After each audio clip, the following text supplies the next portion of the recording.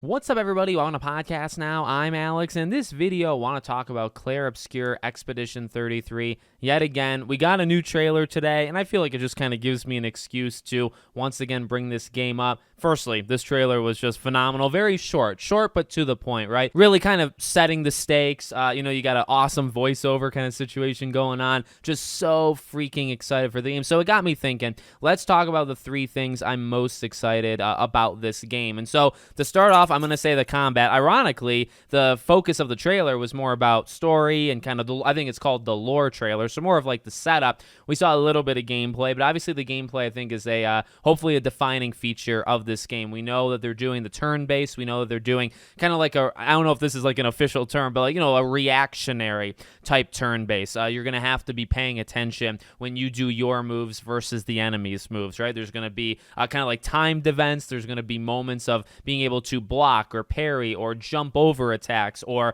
amplify your attacks against the enemy, right? And, it sounds pretty simple, but I mean, look, you're going to be in combat probably a good amount of this game, and we know this game's length, which we'll talk about in a little bit, but, I imagine quite a bit of this game is running up to an enemy, running up against a boss, and, look, I think that's going to show other great features about this game. Many games can have fantastic soundtracks in this type of moment. This game sounds like it's going to have a good soundtrack, so you have that. You have the UI that just looks phenomenal. You have the characters, the different, the way that you can, I guess, build up these attacks and just their levels, as the game goes. So, there's a lot to it, even though it's rather simplistic of, okay, you just kind of have to be ready to press certain buttons, to make it a little bit more dynamic, right? This turn-based stuff. But I'm really excited. I mean, I like turn-based combat just in general. You give me a turn-based combat game, I'm not going to complain at you, but you give me one that just requires, okay, you got to pay attention a little bit more, plus all of the normal features in a turn-based combat game,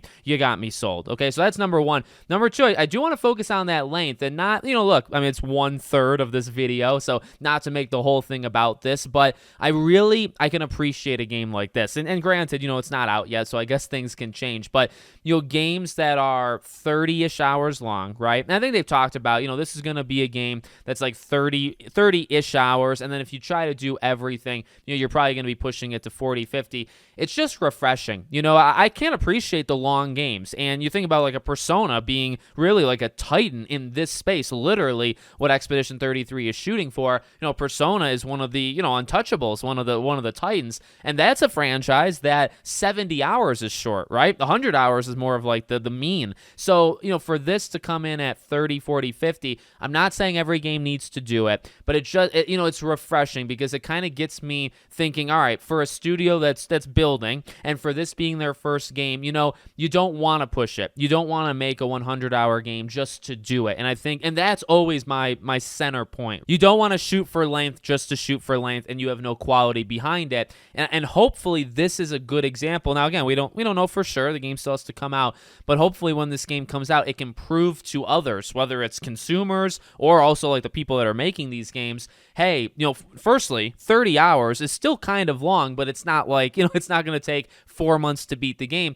And you can fill that with immense quality, right? Versus a 100-hour game where maybe half of it's good, half of it's bad. Again, like I mentioned, the Persona is kind of like the Titans. They've managed to do it. They've managed the 100 hours where most of it is just insanely high quality. Now, sometimes even the Persona games fall into, there's a certain arc in the game where, it's not as strong as another segment of it. But, for the most part, they're able to have these insanely long games that are also very high quality all the way through. But, for kind of a startup, right? A gaming startup, a company or developer startup, I want them to shoot for something realistic. You give me the length of time that this game is going to be. It's not going to overwhelm. You might actually be able to beat it in a month. And then, the game's actually hopefully going to have legitimate quality the entire way through. So I'm super excited for that. And then the final thing, well, I mentioned the lore video. I want to throw out that story because I think, when you watch some of like the actor trailers and something like this, the lore trailer, it's just the vibes. Really, that's the word. Don't know if that's kind of cringy or cliche to say, but there's just a certain vibe that this game gives off that it feels impactful. Like that, I'm trying to like search for a word, but like that's probably the word that I would shoot for rather quickly.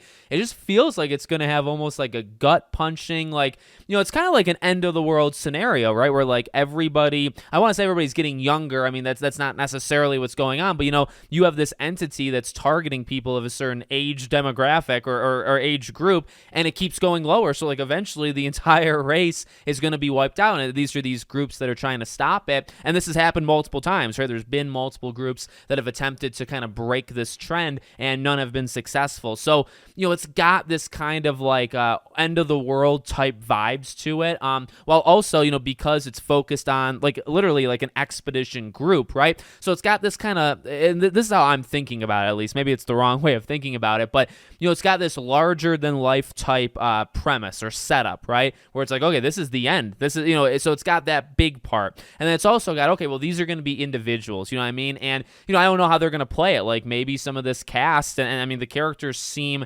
incredibly cool. They seem incredibly well voiced. And I think we're going to kind of fall in love with many of them. I can imagine them writing some pretty strong characters.